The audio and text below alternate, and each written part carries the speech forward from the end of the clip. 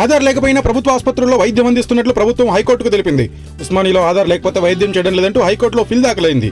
దీనిపై న్యాయస్థానం ప్రభుత్వం స్పందనను అడిగింది.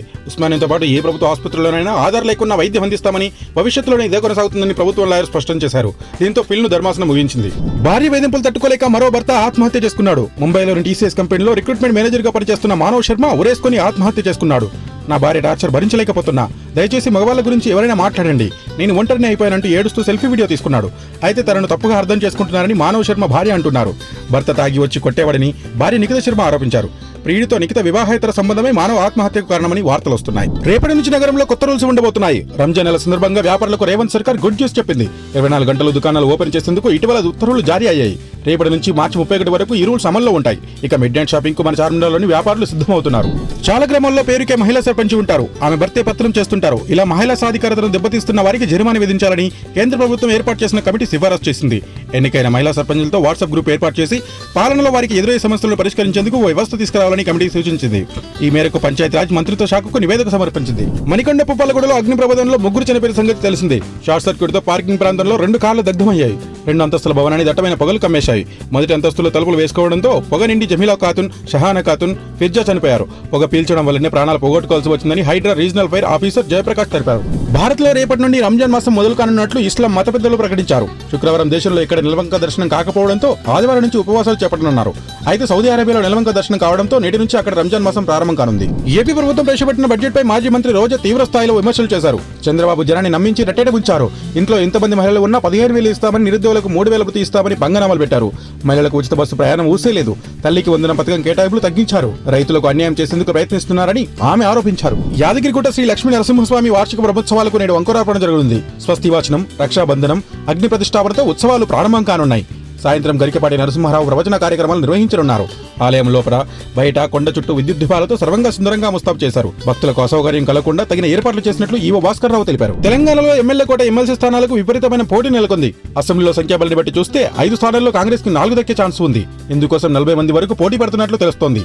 వేం నరేందర్ రెడ్డి, జీవన్ రెడ్డి, జగ్గారెడ్డి, మధు యాష్కి, సామ రామ్మోహన్ రెడ్డి, అద్దంకి దయాకర్, సంపత్ కుమార్, రాముల్ నాయక్, అంజన్ కుమార్ యాదవ్, సరితా యాదవ్ తదితరులు పోటీలో ఉన్నట్లు సమాచారం. సీఎం రేవంత్ రెడ్డి అధ్యక్షతన ఈ నెల 6న రాష్ట్ర కేబినెట్ భేటీ కానుంది. ఎస్సీ వర్గీకరణ, బీసీలకు 42% రిజర్వేషన్ల బిల్లులపై చర్చించనుంది. వీటిని ఆమోదించేందుకు ప్రత్యేక అసెంబ్లీ సమావేశాల తేదీలను ఖరారు చేయనుంది. అనంతరం వాటిని పార్లమెంటుకు పంపి చట్టం చేయాలని కేంద్రం కోరనుంది. ఇటు అసెంబ్లీ బడ్జెట్ సమావేశాలపై కేబినెట్ నిర్ణయం తీసుకున్నట్లు తెలుస్తుంది. కేంద్ర హోంశాఖ సహాయ మంత్రి బండి సంజయ్ పై తెలంగాణ సీఎం రేవంత్ రెడ్డి విమర్శలు చేశారు. హైదరాబాద్ లో గతంలో వచ్చిన వరదల సమయంలో బండి సంజయ్ కారు పోతే కారు, బైక్ పోతే బైక్, గుండు పోతే గుండు ఇస్తా అని చెప్పారని, కానీ ఇప్పుడు ఏది చేయలేక గుండు లేదు, అరగుండు లేదు, గుండు సున్నా చూపించాడని ఎద్దేవా చేశారు. గాంధీ భవన్ లో జరిగిన సమావేశంలో సీఎం ఈ వ్యాఖ్యలు చేశారు. హైట్నర్జీ స్కూల్ వద్ద తల్లిదండ్రులు ఆందోళనకు దిగారు. ఒకేసారి 30% ఫీజులు పెంచడంపై విద్యార్థుల తల్లిదండ్రులు నిరసన తెలిపారు. స్కూల్ ఎదుట రహదారిపై విద్యార్థుల తల్లిదండ్రులు ర్యాలీ నిర్వహించారు. స్కూల్ యాజమాన్యం డౌన్ డౌన్ అంటూ నినాదాలు చేశారు. పెంచిన ఫీజులు వెంటనే తగ్గించాలంటూ డిమాండ్ చేశారు. మహాకుంభమేళలో పూసలముత్తు రాత్రికి రాత్రే సెన్సేషన్ గా మారిన మోనాలిసా నేపాల్ దేశం వెళ్లింది. అక్కడ జరిగిన మహాశివరాత్రి వేడుకల్లో పాల్గొన్న ఆమె డాన్స్ చేస్తూ అందరినీ అలరించింది. ఈ డాన్స్ వీడియోను తన ఇన్స్టాలో పోస్ట్ చేయడంతో వైరల్ అవుతుంది. మోనాలిసా డాన్స్ బాగా చేసిందని, త్వరలోనే సినిమాలో నటించిన ఆమె మంచి స్థాయికి చేరుకుంటుందని కామెంట్స్ చేస్తున్నారు. ఉక్రెయిన్ ప్రెసిడెంట్, ఒకప్పటి స్టాండప్ కమెడియన్ జెలెన్స్కీని అమెరికా ప్రెసిడెంట్ డొనాల్డ్ ట్రంప్ బహిరంగంగా మందలించడం సంచలనమైంది. తన శాంతి ఒప్పందానికి అంగీకరించకపోవడంతో 3వ ప్రపంచ యుద్ధం తప్పేరలేదని ట్రంప్ అనడంపై బాగా చర్చ జరుగుతోంది. ట్విట్టర్ సహా అన్ని సోషల్ మీడియా వేదికల్లో వరల్డ్ వార్ 3 ట్రెండ్ అవుతుంది. ఓవైపు ట్రంప్ టారిఫ్స్, మరోవైపు రష్యా యుద్ధం ప్రపంచాన్ని ప్రశాంతంగా ఉండనిచ్చేలేవు. ఏపీలోని 42,000 మంది ఆశా వర్కర్లకు సీఎం చంద్రబాబు గుడ్ న్యూస్ చెప్పారు. మొదటి 2 ప్రసవాలకు 180 రోజుల వేతనంతో కూడిన సెలవులు మంజూరు చేశారు. రిటైర్మెంట్ వయో పరిమితి 62 ఏళ్లకు పెంచారు. అందరికీ ప్రయోజనం చేకూర్చేలా గ్రాట్యుటీ చెల్లిస్తామన్నారు. ప్రస్తుతం వారికి నెలకు 10,000 జీతం వస్తుంది. సర్వీస్ ముగింపులో గ్రాట్యుటీ కింద 1,50,000 పొందే అవకాశం ఉంది. వీటిపై త్వరలో ఉత్తర్వులు విడుదల కానున్నాయి. తెలంగాణ కాంగ్రెస్ పార్టీ వ్యవహారాల ఇన్ఛార్జ్ మీనాక్షి నటరాజన్ తో పాటు కొందరు ఓ సభలో జై జగన్ అన్నారని, ఆ పార్టీలో ఏం జరుగుతుందని వైసీపీ నాయకులు సోషల్ మీడియాలో పోస్టులు పెట్టారు. దీనిపై తెలంగాణ కాంగ్రెస్ నాయకులు మండిపడ్డారు. అది జై జగన్ కాదు, జై జగత్ అని వెల్లడించారు.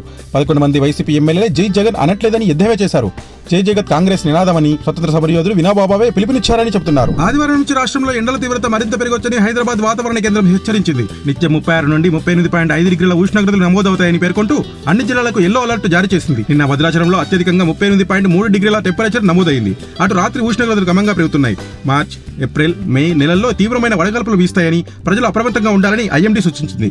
లేటెస్ట్ న్యూస్ తెలుగు మరియు ఇంగ్లీష్ అప్డేట్స్ కోసం ఇప్పుడే క్యూన్యూస్ అఫీషియల్ యాప్ ని ప్లే స్టోర్ నుండి డౌన్లోడ్ చేసుకోండి. సరికొత్త సమాచారాల కోసం క్యూన్యూస్ వెబ్సైట్ ని ఫాలో అవ్వండి. ఛానల్లో ప్రాంతీయ, జాతీయ, అంతర్జాతీయ వార్తలు వీక్షించండి. లైక్ చేయండి.